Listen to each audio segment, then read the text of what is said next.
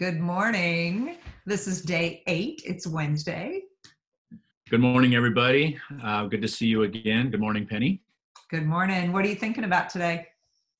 Well, I've been thinking about a couple things. I've been thinking a lot about our session with Chris Crutcher yesterday, Hmm. which I want to come back to and talk about in a moment. But I would just say generally speaking, this has kind of freed up some reading time for me. And I don't know about you, but I have these like books that are sitting around my office in my bedroom that have sort of started and sort of, Yeah, I kind of jump around from book 1 to book 5 to same. book 3.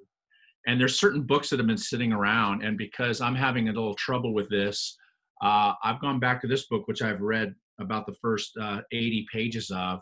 It's called Why We Sleep. It is actually the most fascinating book about sleep, something that Hmm. we take for granted, but really, really do not understand. Um, it's interesting that early, as a social species, they used to synchronize for survival. They used to synchronize their sleeping so that humans likely evolved to co-sleep as families or even tribes, not alone or as couples.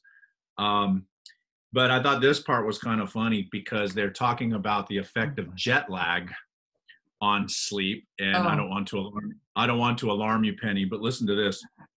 Scientists have studied airplane cabin crews who frequently fly on long haul routes and have little chance to recover. Two alarming results have emerged. First, parts of their brain, specifically those related to learning and memory, had physically shrunk, suggesting the destruction of brain cells caused by the biological stress of time zone travel. Second, their short term memory was significantly impaired. So now I have an I have an excuse. answer. Every time we talk, I'm just going to hold this book up to you. And when you say to me, don't you remember I told you that?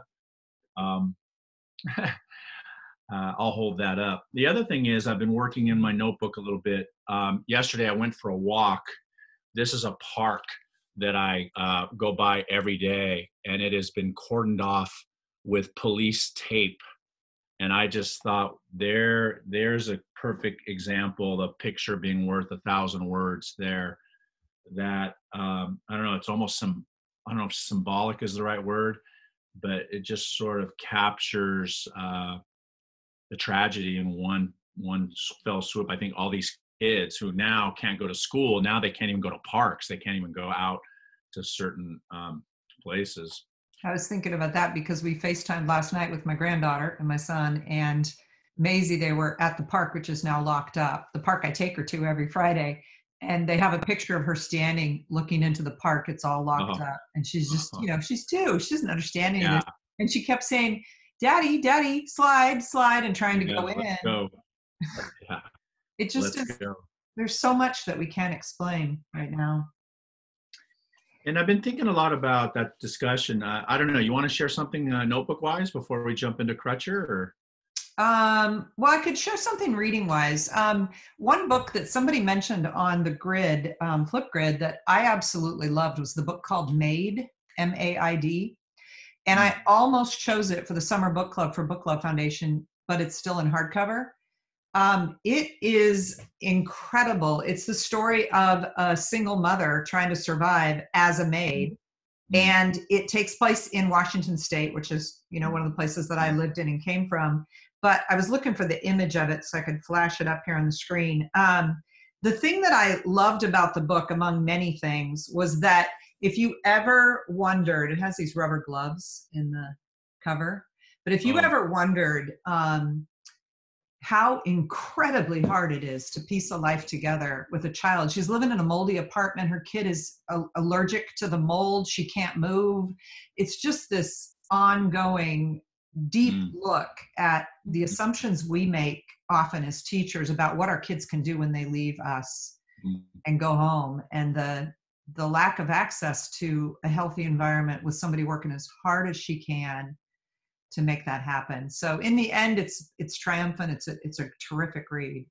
But Well, also, it reminds me a little bit of that book that was written about 10 years ago, Nickel and Dimed, yeah, it in does which, remind me of that. In fact, I think she does the introduction. Barbara. Oh, really? Yeah. Right, Yeah. right. So and if you don't know that book, I know you know that book, but if the people who are watching this don't know that book, that is a look, inside look at the author trying to make ends meet by taking various minimum wage jobs, and then she writes about those experiences. It Yeah. really did bring a lot more empathy into my classroom, because I think that's the situation a lot of my kids are in. Well, and we were talking a little bit earlier today about language. And I think about how many times someone has said about open house. Yeah, well, I teach those kids, so none of their parents show up. And, it's so clear in here, she can never go to open house. She is always working. And that is to keep them alive. And I just think that there's something that I needed when I read that book. But also on the grid yesterday, Heather talked about Andrea Gibson. And I went to my library and pulled out Take Me With You. So Andrea Gibson is a spoken word poet as well as a poet. And this book was right next to it, Pansy. And I remembered as soon as I opened it up, because it has Love to You signed by her, and taped inside is the note my student wrote to me who went to see her perform. And she said she picked this up because you really helped me feel comfortable in my own skin, partially because you played Andrea Gibson's poems in class. Thank you for that and everything. And this student finished college. She's a brilliant kid who got me that book, but she went on my Facebook page once and was responding to this woman who was really antagonistic. And that woman just attacked her. It's the only person I've ever blocked from my Facebook account. It was someone that I knew. And I wrote privately to her and said, my students are precious to me. I don't care if they're out of high school, out of college. That can't happen. So Andrea Gibson, poetry it's incredible. So I just wanted to thank Heather for reminding me that, because I went to get it. I've kind of been in a creative space. One of the quotes that Heather said yesterday on her grid was, you're going to look at all of your options and choose conviction, which is from Andrea Gibson. So I turned it into a big page in my notebook because I want to think about that. And I have to say, I don't know how many people out there are reading total vacation reads right now, but I have been reading a ton of, I think her name's Mariety, the one who wrote Big Little Lies. So I'm on like my 5th novel of hers. I'm just like speeding through them. I need the escape that these novels bring that is separating me from other stuff that's just too hard to think about right now. It's interesting when you say that, though, because it reminds me of what Chris Crutcher said yesterday, and that is, how we grieve. We're all grieving right now, and I think we're all kind of grasping at ways of trying to cope with what's unfolding in front of us. But I think one of that way is escapism.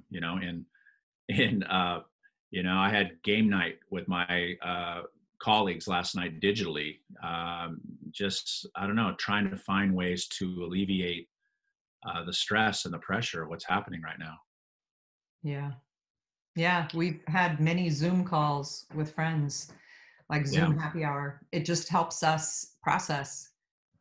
So I also want to kind of revisit, since we talked to Chris Crutcher yesterday, it's really been in my brain a lot of some of the things that he said.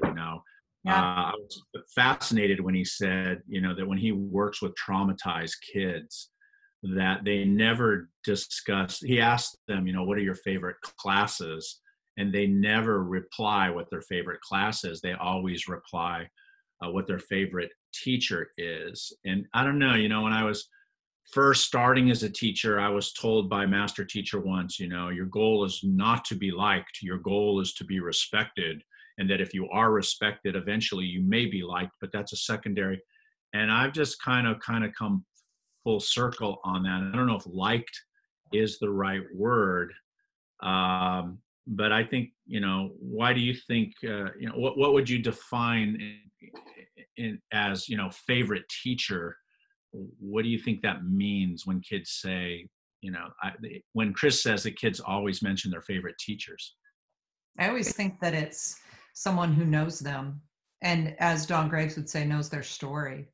Because I always, I know you do as well, but that one-to-one conferencing that we do for reading and for writing, that conferring time for me is when I see who the kid is. Like the most unlikely answers, you weren't looking to talk about the book as soon as you noticed what that kid really needed to tell you, you Mm. know? And I remember a kid who I sat next to with a piece of writing, and I started reading the writing, and I stopped reading and looked at her and said, where are you living right now? Because it didn't make sense to me that she was getting in a car and going to a party 2 hours from where we live, 3 a.m., right? So how is this happening?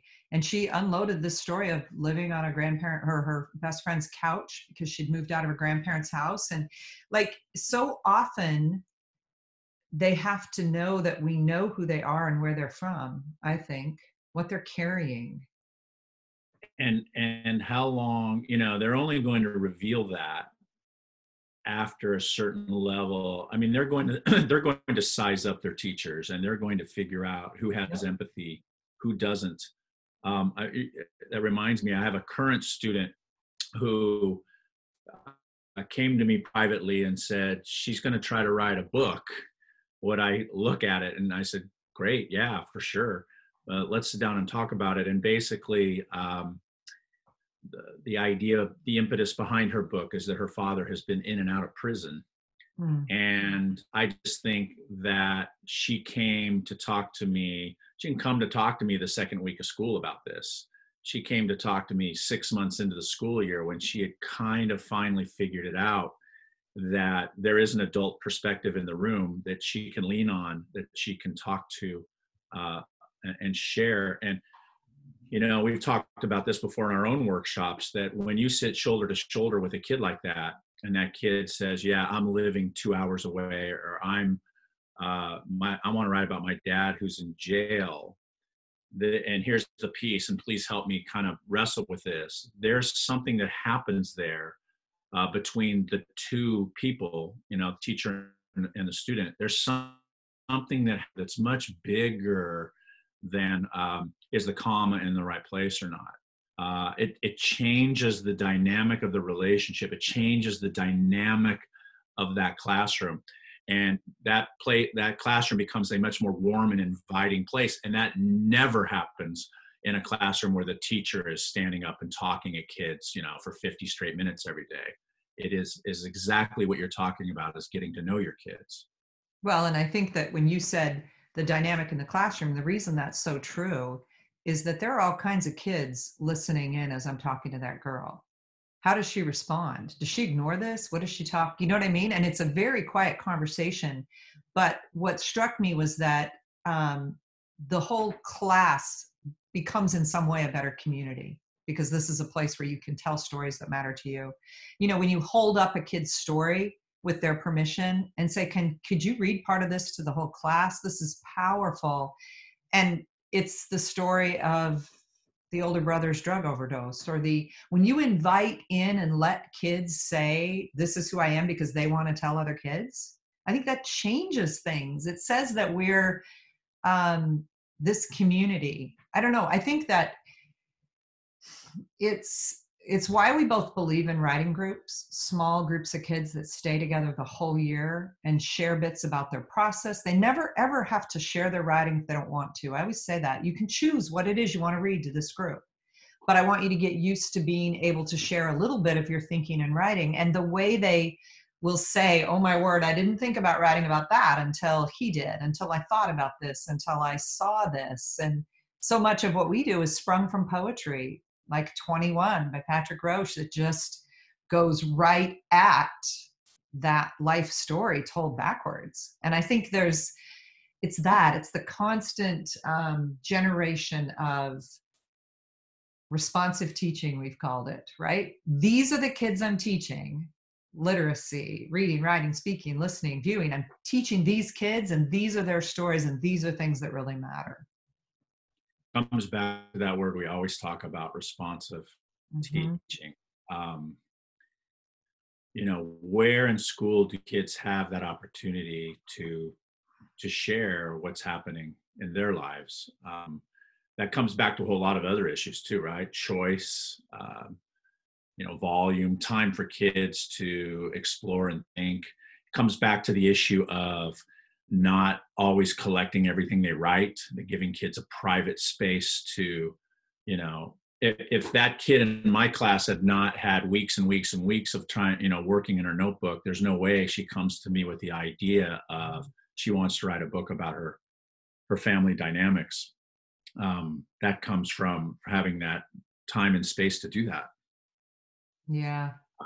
I would also say, I was thinking of the psychologist Laurie DeSautel's, who came to our district and spoke, and she said, something that I've never forgotten, and that is that the kids who are loved at home come to school to learn, but kids who are not loved at home come to school and they need to be loved. And if a kid in that kind of situation doesn't find an adult connection at school, then the future looks a lot bleaker for that kind of student. That the kids are needing that connection with an empathetic teacher. Yeah. It's funny, that day I sat beside the girl who was partying. I said, "What do you want help with in this piece?" And she said, I want to be able to explain what's happening with me. And it was to the guidance counselor in our school, because she doesn't listen to me. And I said, "This is perfect. You want to think about what's the scene or the moment that will explain to her, because I can take it right back to what I'm teaching. That's going to explain." Imagine that she's just said this, and she would give me an example like, "You can't dress down for PE, you're going to fail PE."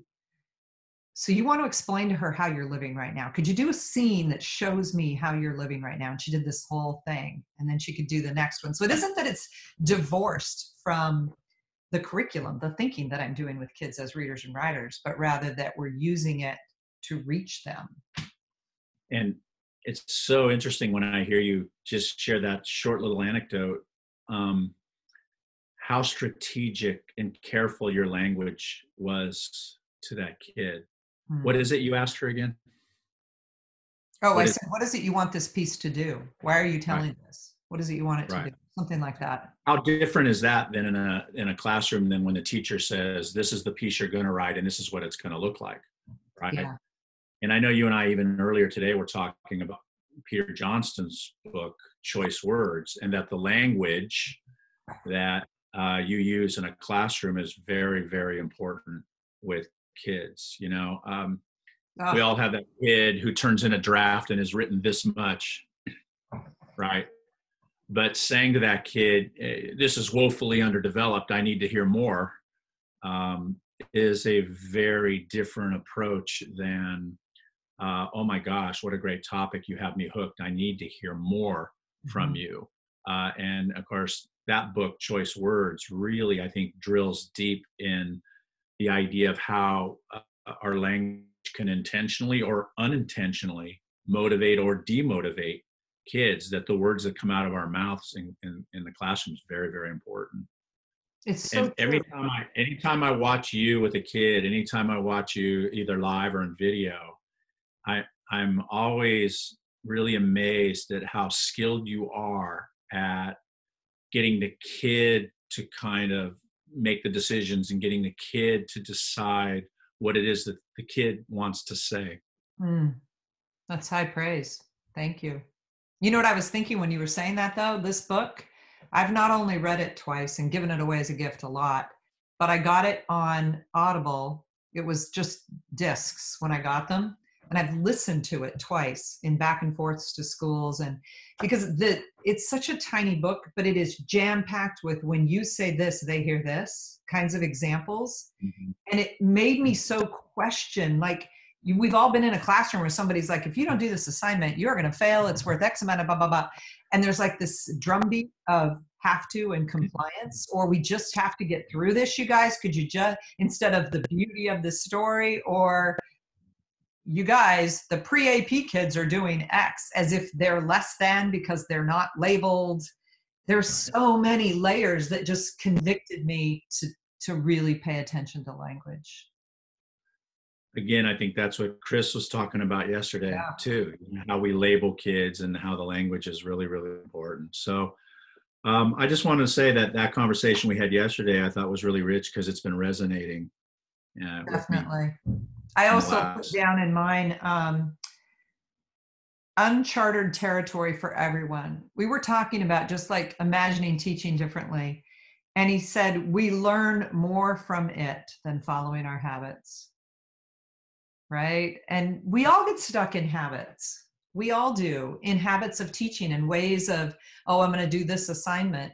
I was on the phone with Donna Santman, our friend, this morning, because she said this online teaching, I want to make it valuable. I want to go back to what you said about digital writing and get my kids to do digital projects. And what would that look like? And could you send me stuff? Send me samples of your assignments. And I just think that that's, she wants to reimagine something that she hasn't thought about doing. And that work, when it's fresh like that, don't you feel like you bring something to your room? Yes, and Energy. what he said also as well. This is an opportunity to break those bad habits. This is an opportunity to create new thinking, and it's weird to think of a crisis like this as an opportunity. Mhm. But if we come back to the whole idea of empathy and the kids seeing you as empathetic, this is your chance. This is my chance to write about the events as they're unfolding. And as I said in previous thread here, I'll be sharing this with my kids on Monday. Here's what I've been thinking. Here's what I've been going through. Here's what I'm afraid of. Uh, and rather than, looking at that as something that might traumatize kids, this idea that they have to face the trauma, and it's a way of processing it in a way that they can be in control, I thought was just a really powerful message. Yeah, me too. So maybe we should talk about what's coming up. I want to share two more quotes from Andrea Gibson that I Oh, forgot. Ready? well, go for it. We have to create. It is the only thing louder than destruction. Think about that with your notebook. And then, even when the truth isn't hopeful, the telling of it is. Who said that? Andrea Gibson, both of those. That's So, really, coming up, we have a couple people on deck that we want to talk to. We're kind of varying these. And we recently wrote an article called The Curse of Helicopter Teaching, which we're going to send out to teachers, because I think that's what we're going to talk about on Friday or Monday. We haven't really nailed that down yet. And we have a few guest speakers that are coming on, but I don't want to blow any of those unless you want to talk about your Thursday one, which I'm pretty excited about. no, I think we'll hold on to that for now. Yeah, I think that this opportunity to hold some people up that others may not know is cool. And I want to Yeah, highlight some people in our work that are not often seen. right. And who are doing great and important things. Oh my So gosh, yeah. our chance is to be able to reach out and connect some of these people with people who are watching this. It's going to be a lot of fun. Yeah, yeah. So I'm going to get back to work in my notebook, and we'll talk again soon. Okay. Thanks for joining us, everybody. Have a good Thank you day. guys. Bye.